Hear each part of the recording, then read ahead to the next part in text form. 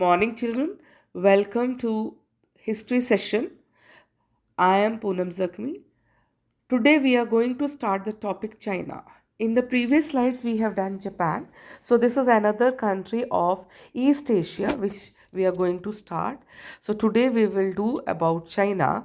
So the modern history of China centered around three questions. Number one, how to regain sovereignty. We know that China was conquered, or China was defeated by Japan in 1895. Now, the first question before China was to maintain the independence, and there should be no interference of the foreign power.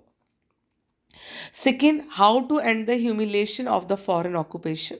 Because already I've told you that Japan had established, even the Britishers had reached and they had conquered China, established their empire. So as a result, the Chinese, they wanted to put an end to the humiliation which was done to them by the foreign, by the colonial powers. Next, how to bring equality and development, because these colonial powers, they were humiliating them, there was a discrimination. So as a result, they did not introduce any development in China. So now the question is how to bring the equality and development in China. So now regarding this, there were the three views. Number one, the first group was the reformers such as Kang Yuwei, 1858 to 1927, or Liang Qiaqiu, 1873 to 1929. They tried to use traditional ideas in new different ways to meet the challenges posed by the West. So they were of the opinion that when they were going to accept the West, when they were going to follow the uh, new terminology started by the West, but they should be attached to their roots. They should not forget their traditional ideas, like they were under the Europeans, but they did not leave their Chinese culture. So next group was of the Republican revolutionaries, such as Sun Yat-sen. He was the leader. He was the first president of the Republic. He was inspired by the ideas from Japan and the West. He was of the opinion like Japan had made the development, had strengthened its position, had done the industrial advancement, and Western countries, they had been revolutionized. There were the industrial advancement, there was the development of the education. So same way he also wanted to develop the culture in China.